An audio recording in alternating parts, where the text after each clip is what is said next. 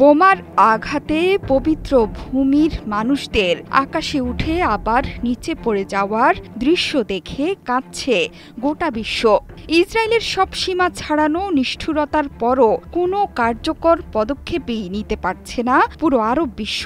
যুদ্ধবিরতির প্রস্তাব, সকল আলোচনা ব্যর্থ হয়ে যাচ্ছে ইসরায়েলের অহমিকার কাছে। অবশ্য অনেক বিশ্লেষক বলছেন, আসলে এসব লোক দেখানো। যুদ্ধ বন্ধে কার্যকর কোনো কিছু করার ইচ্ছা বা ক্ষমতা কিছুই নেই আরব বিশ্বের।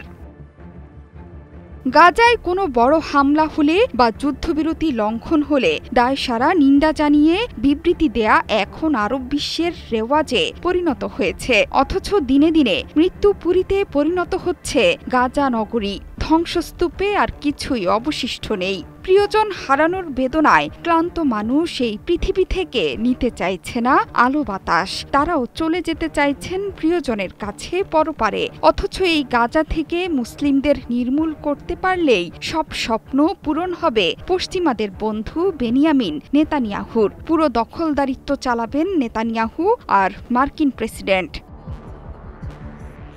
গাজা নিয়ে আরব বিশ্বের নীরবতায় কি একদিন এই স্থানটিতে সবশেষ বেঁচে থাকা ফিলিস্তিনিকেও মেরে ফেলবে ইসরায়েল? আন্তর্জাতিক অপরাধ আদালত, আইসিসি ও মানবাধিকার সংস্থাগুলো দীর্ঘদিন ধরে বলে আসছে ইসরায়েলের সামরিক পদক্ষেপ যুদ্ধাপরাধের শামিল। কিন্তু বিচার প্রক্রিয়া এতটাই ধীর যে বাস্তবে কোনো ফলাফল আসে না।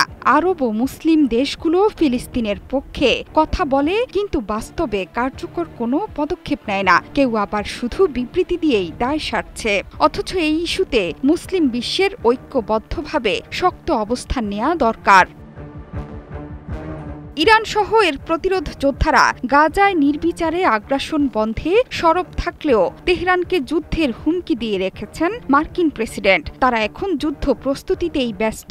অন্যদিকে মিশর সিনাই উপত্যকায় সৈন্য জড়ো করছে বলে অভিযোগ তুলেছে ইসরায়েল। অথচ গাজা সংকট সমাধানে মধ্যস্থতাকারী হিসেবে কাজ করছে দেশটি। মূলত মার্কিন আগ্রাসন আর অবরোধের ভয় এবং নিজেদের আসন রক্ষায় চুপ করে আছে আরব বিশ্বের বেশিরভাগ দেশই। গাজার জন্য হাত বাড়াতে গিয়ে স্বার্থে আঘাত লাগছে তাদের। যদিও আরব ভাইদের বিশ্বাসঘাতকতার বিষয়টি ফিলিস্তিনিদের কাছেও খুব পরিচিত। ফিলিস্তিনিদের সাধারণ মানুষ, বিশেষ করে প্রতিরোধ যোদ্ধারা খুব ভালো করেই জানে তাদের দুঃসহ পরিস্থিতি নিয়ে মোটেও ভাবিত নয় আরব বিশ্ব। সে কারণে মধ্যপ্রাচ্য আর আরবদের কাছ থেকে খুব একটা প্রত্যাশাও করে না এই নিপীড়িত জনগোষ্ঠী।